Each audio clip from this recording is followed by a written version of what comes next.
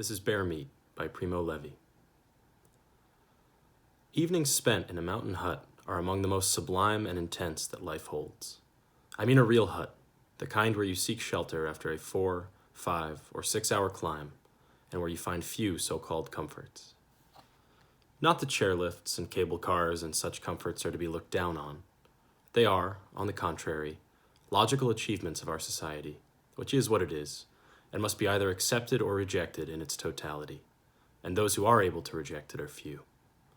But the advent of the chairlift puts an end to a valuable process of natural selection by which those who reach the hut are sure to find, in its pure state, a small sample of a little-known human subspecies.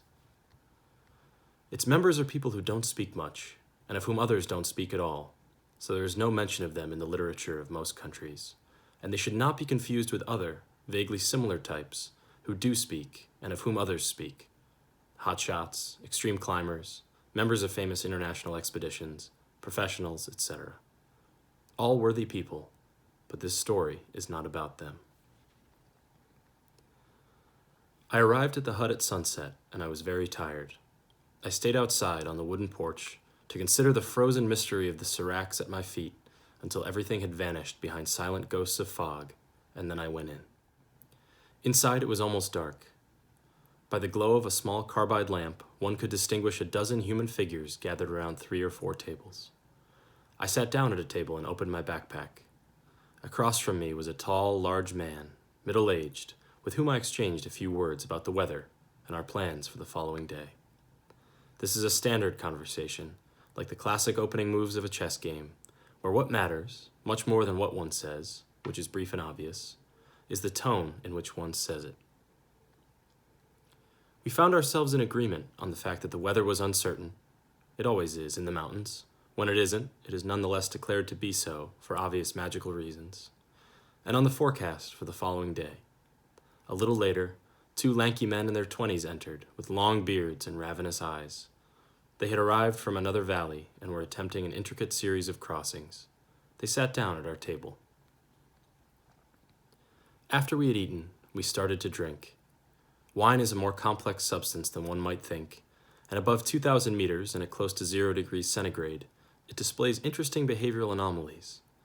It changes flavor, loses the bite of alcohol, and regains the mildness of the grape from which it comes. One can take it in heavy doses without any undesired effects. In fact, it eliminates fatigue, loosens and warms the limbs, and leads to a fanciful mood. It is no longer a luxury or a vice, but a metabolic necessity, like water on the plains. It's a well-known fact that vines grow better on the slope. Could there be a connection? Once we started drinking, the conversation at our table became much less impersonal. Each of us spoke of our initiation, and we established with some surprise that we had all begun our mountaineering careers with an extremely foolish act. As it turned out, the best of these foolish acts, and the best told, was the one recounted by the tall, large man. I was 15. A friend of mine, Severio, was also 15. Another, Luigi, was 17. We had gone out a number of times together to 1,500, 2,000 meters without a plan or destination. I should say, without a conscious destination, but in essence, impelled by a subtle desire to get ourselves in trouble and then get ourselves out of it. Nothing easier. It's enough to go straight up the mountain following your instincts, in any direction, by the steepest slope, struggle for a quarter of an hour across the mountainside, and then try to get back down.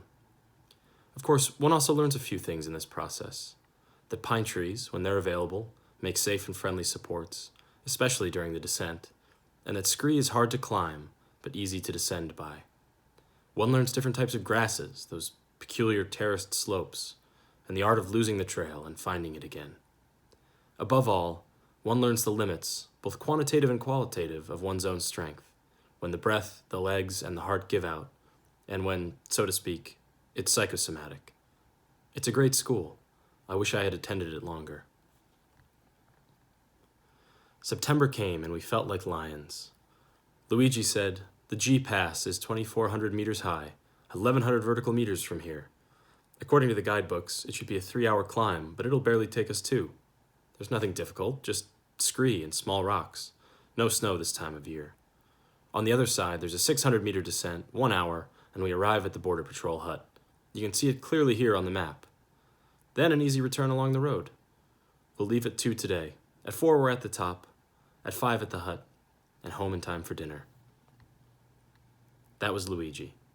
We met at his house at 2, with our good boots on our feet, but no backpacks, no rope, about whose use none of us had any real notion anyway, but we knew, having studied the Alpine Club guidebook, the theory of the double rope, the respective merits of hemp and manila, the technique for rescuing someone from a crevasse, and other fine points.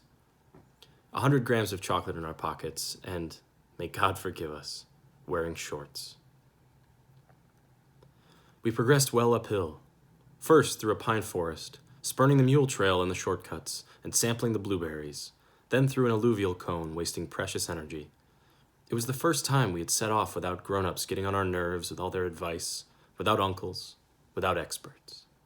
We were drunk on our freedom, and because of this, we delighted in the dirtiest high school slang, accompanying it with lofty quotations from the classics. For example, "It is another path that you must take if you would leave this savage wilderness." Or, "That was no path for those with cloaks of lead, for he and I, he light, I with support, could hardly make it up from spur to spur." And also, he'd see another spur, saying, "That is the one you will grip next, but first, try it to see if it is firm." Forgive me if I get a little carried away. You see, I'm not a Dante expert, and yet, believe me, one of these days an honest man will come along and prove that Dante couldn't have just invented these founding principles of rock climbing. He must have been here, or in a similar place. And when he says, "Remember, reader, if you've ever been caught in the mountains by a mist through which you only saw as moles see through their skin," I congratulate him. I, for one, never doubted that he was a professional. At any rate, we were climbing at a brisk pace, saying and doing foolish things. And so it happened that we reached the pass at 6, not at 4, near collapse, and with a certain trembling in our knees that wasn't just from exhaustion. Saverio was the worst off. Luigi and I were already at the top and saw him struggling among the loose rocks 50 meters below us. "Now you must cast aside your laziness," Luigi had the gall to shout to him. At which the poor boy paused to catch his breath, looked upward like Christ on the cross, then clambered up to us and breathed out, in a faint voice, the implausible yet utterly correct reply, "Go on, for I am strong and confident." When all 3 of us were at the pass, 2 unhappy truths became clear. One, that night was falling, and I swear on this bottle that I have never since then, and many years have passed, seen darkness fall in the mountains without feeling an emptiness here in the pit of my stomach. The other truth was that we were trapped. From the pass there was no logical descent to the hut. There was a gentle rocky valley with no human trace, and beyond it a terrifying precipice, not vertical, no, but of broken rock and gullies of crumbling earth. One of those places no one ever wants to go, because you'll break your neck without glory or satisfaction. With the last light, we pushed on all the way to the edge. You could see the big dark leap of the valley, and if you stuck your nose out, even the light in the hut almost beneath you. But as for getting down there on our own, we couldn't even consider it. We sat there and started shouting. We took turns. Saverio shouted and prayed. Luigi shouted and cursed. I just shouted. We shouted until we were hoarse. Toward midnight, the light in the hut split into 2 lights, and one of the 2 blinked 3 times. It was a signal. We shouted 3 times in response. At that, a faraway voice called, "We're coming," and we replied with a cacophony of shouts. The voice asked, "Where are you?" And we 3, without a single match to strike, blurted out confused and irrelevant information all at the same time. Our rescuers, poor devils, cursed as they climbed and stopped now and then to sing, drink, and laugh loudly. They weren't very enthusiastic. Many years later, I also happened to be part of a rescue party, so I know exactly how they felt. These expeditions are tedious and dangerous affairs, and in most cases they can only lead to trouble, because no one wants to pay for the emergency supplies, least of all the rescued, who are rarely solvent. They reached us at around 2 in the morning, and here I must tell you that on top of everything else, they were members of the Border Patrol. Once they'd found us, a signal was sent to the valley with a flashlight. "Who are they?" a voice asked from below. "It's just 3 whiny gagno," was the fierce reply in dialect. Then, turning to us, "Is this what they teach you in school?" After that, they tied us up like salami and lowered us down to the valley without talking to us, but stopping often to drink and curse and guffaw among themselves. Pass me the bottle, please. I passed the narrator the bottle and asked him what a gagno was. Gagno, he said, means child, but it's a word loaded with mockery. Second-grade kids say it to first graders. That's how I started. It's not a story to be proud of, you might say, and I'm not. But I'm sure that even this foolish adventure was useful to me later. These are things that make your back broad, which isn't something nature gives everyone. I read somewhere, and the person who wrote this was not a mountaineer, but a sailor, that the sea's only gifts are harsh blows and, occasionally, the chance to feel strong. Now, I don't know much about the sea, but I do know that that's the way it is here. And I also know how important it is in life, not necessarily to be strong, but to feel strong, to measure yourself at least once, to find yourself at least once in the most ancient of human conditions, facing blind, deaf stone alone, with nothing to help you but your own hands and your own head. But excuse me, that's another story. The one I told you ends like this. They called me Whiny Gagno for years. Some people still do, and I assure you, I don't mind at all. He drank and silently busied himself with the complex rituals of a pipe smoker. I, too, started with an extremely foolish act, a voice interjected at this point, and then we noticed that there were no longer 4 of us, but 5 at the table. The voice had come from a man who, in the dim light, appeared to be thin, balding at the temples, with a sharp face furrowed by shifting wrinkles. He told his story at an uneven pace, swallowing his words and leaving sentences incomplete, as if his tongue had difficulty following the thread of his thoughts. At other times he struggled to find the words, and would stop as if under a spell. There were 3 of us, too, but not so young, in our 20s. One was Antonio, and I wouldn't want to say much about him, nor would I know how to. He was a fine, handsome youth, smart, sensitive, tenacious, and bold, but with something in him that was elusive, dark, wild. We were at that age when you have the need and the instinct and the immodesty to inflict on others everything that is seething in your head and elsewhere. It's an age that can last a long time, but ends at the first compromise.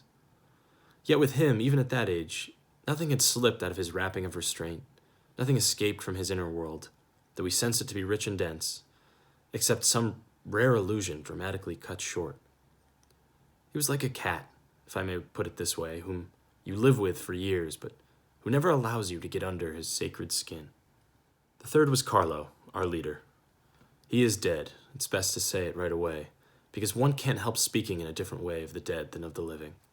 He died in a way that suited him, not in the mountains, but the way one dies in the mountains, doing what he had to do, not the kind of duty imposed by someone else or by the state, but the kind that one chooses for oneself.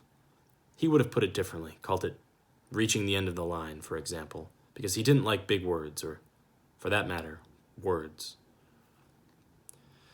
He was the kind of boy who doesn't study for 7 months, who is known as a rebel and a dunce, and then in the 8th month absorbs all the courses as if they were water and comes through with straight A's. He spent the summer as a shepherd. Not a shepherd of souls, no, a shepherd of sheep, and not to show off or to be eccentric, but happily, for love of the earth and the grass. And in the winter, whenever he got restless, he would tie his skis to his bicycle and go up alone, with no money, only an artichoke in one pocket and the other full of salad. He would come back in the evening, or maybe the following day, having slept who knows where, and the more storms and hunger he had endured, the happier and healthier he was. When I met him, he already had a considerable mountaineering career behind him, while I was still a novice, but he was reluctant to talk about it. He wasn't the type, which I respect, because I'm like that too, who goes into the mountains to be able to tell his story. On the other hand, it was as if no one had taught him how to speak, just as no one had taught him how to ski. Because he spoke the way nobody speaks, he voiced only the essence of things. He seemed to be made of steel. If necessary, he could carry a backpack that weighed 30 kilos as if it were nothing, but usually he traveled without a pack. His pockets were enough. Besides the vegetables, they held a piece of bread, a pocket knife, sometimes the Alpine Club guidebook, and always a spool of wire for emergency repairs. He could walk for 2 days without eating, or eat 3 meals in one sitting and then be off. Once, I saw him at 3,000 meters in February, in the sleet, bare-chested, eating calmly, a spectacle so upsetting to two men nearby that it turned their stomachs. I have a picture at home of the whole scene. He paused, as if to catch his breath. People from the other tables had gone to bed. In the sudden silence, we distinctly heard the deep roar of a serac, like the bones of a giant, trying in vain to turn over in his bed of rock. I beg your pardon. I'm no longer young, and I know that it's a desperate endeavor to clothe a man in words. This one in particular. A man like this, when he's dead, is dead forever. He's not the kind you tell stories about or build monuments to. He's all in his actions, and once those are over, nothing remains. Nothing but, precisely, words. So every time I try to talk about him, to bring him back to life as I'm doing now, I feel a great sadness, an emptiness, as if I were on a cliff, and I have to be silent, or else drink. He was silent, and drank, and then continued. So one Saturday morning in February, Carlo came to us. "Tomorrow, eh?" he said. In his language, what he meant was that, since the weather was good, we could leave the next day for the winter ascent of the Tooth of M, which we had been planning for a while. I won't give you all the technical details. I'll tell you, briefly, that we left the following morning, not too early. Carlo didn't like watches. He felt their tacit, continuous warning as an arbitrary intrusion. That we plunged boldly into the fog, that we came out the other side at around 1 in the afternoon, the sun was shining, and we were on the ridge of the wrong mountain. Antonio said that we could go back down 100 meters or so, cross along the mountainside, and climb back up the next mountain. I, who was the most cautious and the least able, said that while we were at it, we could just as well continue along the ridge and arrive at a different peak. It was only 40 meters lower than the other one anyway, and be satisfied with that. Carlo, in perfect bad faith, said with a few harsh, cackling syllables that my proposal was fine, but then again, by the easy northwest ridge we could reach the Tooth of M in half an hour, and that it wasn't worth being 21 if you didn't allow yourself the luxury of taking the wrong path. The easy northwest ridge was described rock by rock in the battered guidebook that Carlo carried in his pocket, along with the wire I mentioned. He took this guidebook along not because he believed in it, but for the exact opposite reason. He rejected it because he perceived it, too, as a constraint, and not just any constraint, but a bastard creature, a detestable hybrid of snow and rock and paper. He took it with him into the mountains to scorn it, delighted if he could catch it in error, even if that error was to his own detriment and that of his climbing companions. The easy northwest ridge was truly easy, in fact elementary, in the summer, but the conditions we found that day were difficult. The rocks were wet on the side that faced the sun and glazed with ice in the shade. Between one rock spike and the next were pockets of wet snow where we sank up to our shoulders. We arrived at the right peak at 5, 2 of us dragging ourselves pitifully, while Carlo was seized by a sinister hilarity that I found slightly irritating. "How will we get down?" "We'll figure it out," Carlo said, and added mysteriously, "The worst thing that happens is we taste bear meat." Well, we tasted it, bear meat, in abundance during the course of that night, the longest of my climbing career. It took us 2 hours to descend, feebly assisted by the rope. I'm sure you know what an infernal instrument a frozen rope is. Ours had become a stiff, evil tangle that got caught on all the outcrops and clanged against the rock like a steel cable. At 7, we reached the shore of a small frozen lake. It was dark. We ate the little we had left, built a useless wall of stones to shelter us from the wind, and lay down on the ground to sleep, huddled side by side. We took turns. The man in the middle slept, while the others acted as a buffer. For some reason I can't explain, our watches had stopped, perhaps because we had forgotten to wind them. And without watches, we felt as if time, too, had frozen. We stood up now and then to get our circulation going, and it was always the same. The wind was always blowing, there was always a semblance of moon, always in the same spot in the sky, and in front of the moon a fantastic cavalcade of ragged clouds, always the same. We had taken off our shoes and put our feet in our backpacks. At the first ghostly light, which seemed to radiate not from the sky, but from the snow, we got up, our limbs numb and our eyes glazed from sleeplessness, hunger, and darkness, and found our shoes so frozen that, when struck, they rang like bells. In order to put them on, we had to sit on them for half an hour as if we were hatching eggs. But we returned to the valley on our own, and when the innkeeper asked us, chuckling, how it had gone, all the while stealing glances at our 2-day stubble, we answered without hesitation that it had been a great outing, paid the bill, and left without losing our composure. That was bear meat. Now, you must believe me, gentlemen, many years have passed, and I regret having eaten so little of it.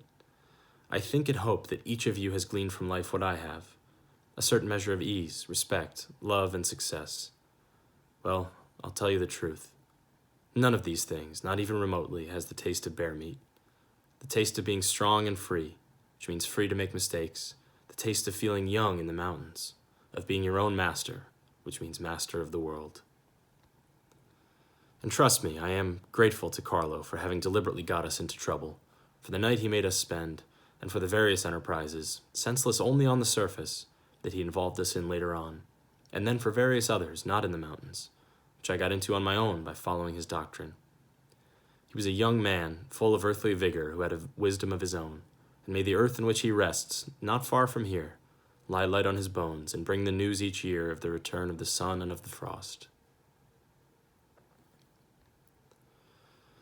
The second narrator fell silent, and he seemed to me to be looking with some embarrassment towards the 2 young men, as if afraid that he had disturbed or offended them. Then he filled his glass, but did not drink. His last words had roused in me a rare echo, as if I had heard them somewhere before. And in fact, I later found almost those exact words in a book that is now dear to me, by the same sailor cited by the first man who had written of the gifts of the sea.